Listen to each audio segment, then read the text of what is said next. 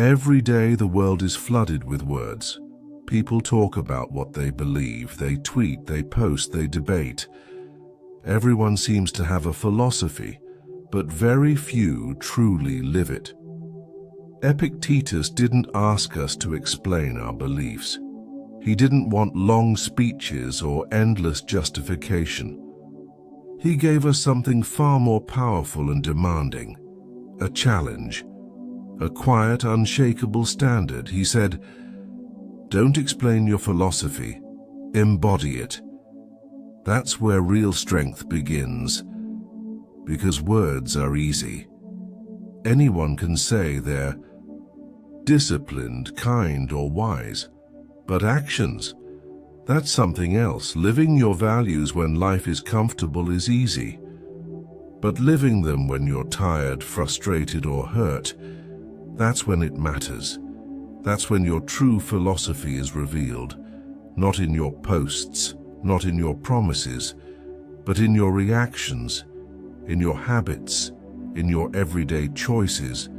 It's easy to talk about patience until someone pushes your limits. It's easy to say you value honesty until it costs you something. It's easy to claim resilience until life breaks you open.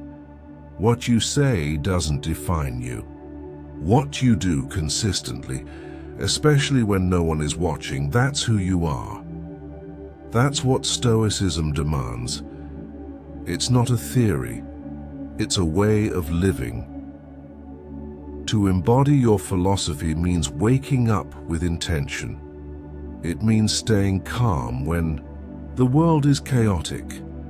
It means staying kind when others are not. It means choosing integrity even when it's inconvenient. Because integrity doesn't need to be announced. It doesn't need validation or applause. It's quiet. It's personal. It's relentless. The Stoics believed in responsibility, not excuses. They taught that while we may not control the outside world, we always control our response to it. Marcus Aurelius, one of the most powerful men in history, reminded himself daily, "You could leave life right now.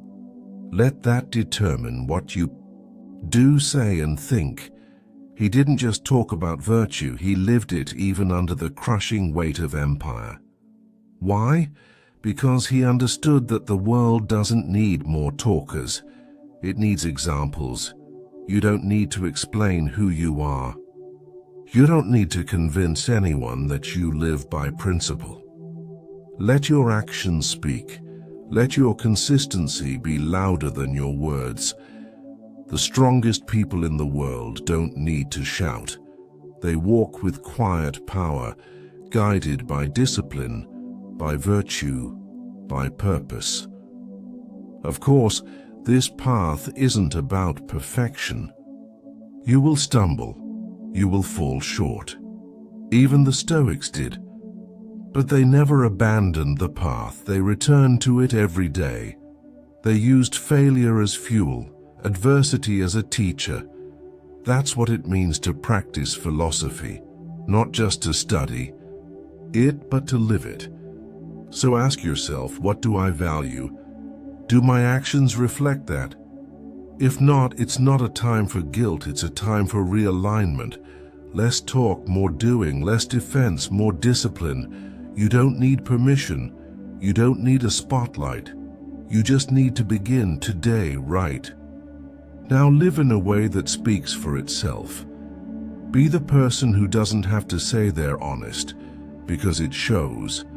Be the person who doesn't have to explain they're strong, because people feel it. Let your life teach. Let your choices inspire. Let your example lead. Because in the end, the greatest form of wisdom isn't found in lectures or quotes. It's found in how you live.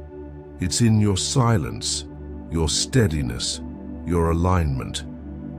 So don't explain your philosophy. Embody it. That's where your power is. That's where your freedom lives, and that buff is where greatness begins.